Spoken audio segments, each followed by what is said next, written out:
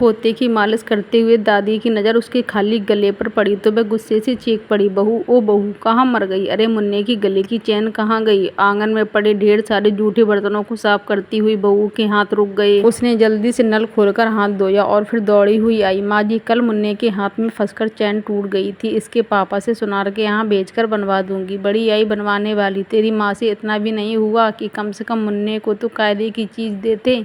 अरे उन कंगालों ने तुझे कुछ नहीं दिया मेरे बेटे, और मैंने तो अपने खोटे भाग्य पर संतोष कर लिया, पर यह मुन्ना बड़ा होकर यह भी उन भिखमंगों पर शर्मिंदा होगा। दे मुझे यह चैन, इसे बेचकर मैं दूसरी बनवा दूंगी अपने मुन्ना राजा को। बहू आंचल से खोलकर अपनी सास को चैन दे ही रही थी कि तभी दरवाजे जोड़ की दस्तक हुई। उसने जाकर दरवाज़ा खोला तो आबाक रह गई। सामने अपना सूटकेस लिए एकदम फटे हाल उसकी ननद खड़ी हुई थी।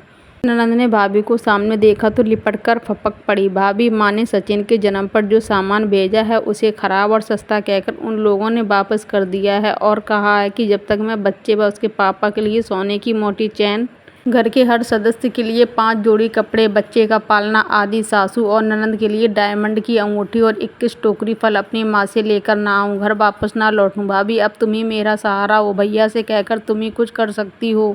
मुझे मेरे बच्चे से अब तुम ही मिला सकती हो, माँ से तो कुछ होने से रहा। अब ननद को यह सतावना दे रही थी कि तभी सासू माँ एकदम फट पड़ी। हरामजादे लड़के वाले हैं या लुटेरे? अरे यहाँ कोई खजाना गड़ा है जो उन्हें लुटा दें? जितनी हैसियत होगी आदमी उतना ही तो करेगा। देखती हूँ तुझे वापस कैसे नहीं बुलाते। दहेज उत्पीड़न में फंसा न दिया तो मैं तेरी माँ नहीं। ननद को अंदर कमरे की तरफ ले जाते हुए वह सोच ही रही थी कि अपनी बेटी पर बात आई तो एक माँ के चेहरे पर चढ़ा सास का यह मुखौटा कितनी जल्दी उतर गया।